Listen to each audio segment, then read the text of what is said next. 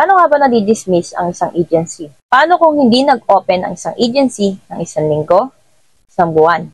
Ano nga ba ang mga kailangan nila para hindi ma-dismiss ang kanilang agency? At kung ayaw mo na mag-agency, ano ang mangyayari sa mga host mo at sa mga invited agent mo? Hi guys, this is your Tita Laika. Welcome back to my channel and another tutorial about Populite. Pag-usapan natin for today's video ay about agency dismissal. Paano nga ba nadi-dismiss ang isang agency? Tita Laika.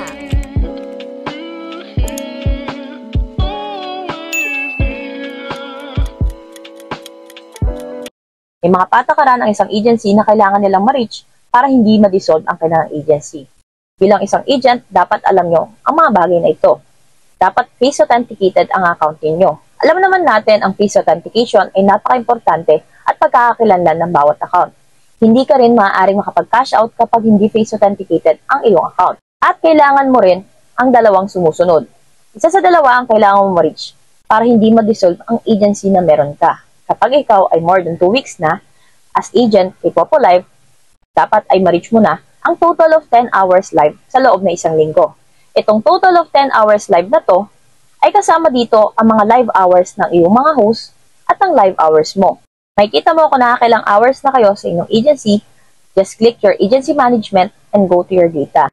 Or kaya, ay ikaw ay magbenta ng points na nagkakalaga ng $1,000 sales in a week. Yung mga bagay na yan ang dapat yung tandaan bilang agent. Kapag kayo ay na-disqualified bilang agency, ang inyong mga host nagkakaroon ng notifications na maaari na silang lumipat sa ibang ahensya. At ang inyong mga invited agent ay mananatiling invited agent pa rin. Kung ikaw ay sub-agent at meron kang upper agent, yung mga invited agent mo ay mapupunta sa kanya. At kung kayo naman po ay ayaw na mag-agent, ay maaari kayo mag-message sa customer service. Magantay lamang kayo ng 1 to 2 days. Pag-usapan naman natin kapag hindi kayo nag-open ng isang linggo. Ano nga ba ang mangyayari? Kung hindi ka nag-open ng isang linggo at meron ka namang mga active hosts, hindi ma-dissolve ang agency mo. At kung sakali naman po ay may nag-apply ng quitting sa inyo at isang linggo kayo mahigit, or kaya naman sakto sa araw na hindi kayo active ay may nag-apply ng quitting sa inyo, pang 8 days po, ay automatically na-remove na itong host sa inyong guild. Yun po ang maaaring mangyari kapag kayo po ay hindi po active ng isang linggo. May mga nagtatanong na, ma'am, paano kung hindi ako nagbukas ng matagal kay Popolive? Mawawala po ba ang points and coins na meron ako?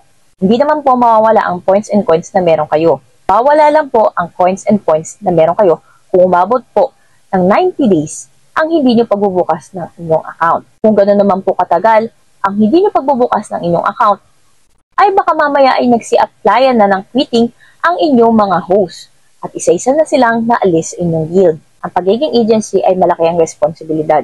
Kaya kung sa palagay ninyo hindi nyo na kaya physically or mentally, ay maaari kayong mag-quit. Pero lagi niyong tatandaan na walang madali sa una. Huwag kayo kagad sumuko.